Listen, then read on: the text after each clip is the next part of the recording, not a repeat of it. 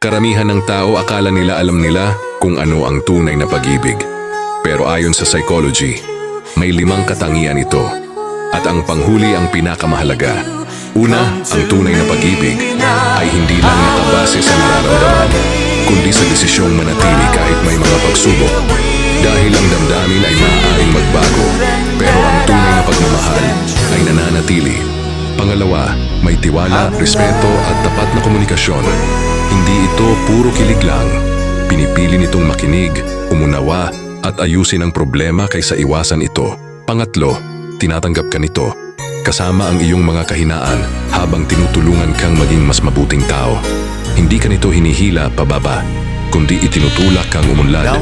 Pang-apat, hindi ka nito kinokontrol o sinasaktan para lang manatili ka. Ang tunay na pag-ibig ay nagbibigay ng kalayaan, hindi ng takot. Panglima, ang tunay na pag-ibig ay nagbibigay ng kapayapaan, hindi ng takot o matinding pagdududa. Dahil kapag tunay ang pag-ibig, mas madalas mong mararamdaman ang seguridad kaysa sa pangamba. Sa tingin mo, alin sa 5 ito ang pinakamahalaga? I-comment ang numero at sabihin kung bakit.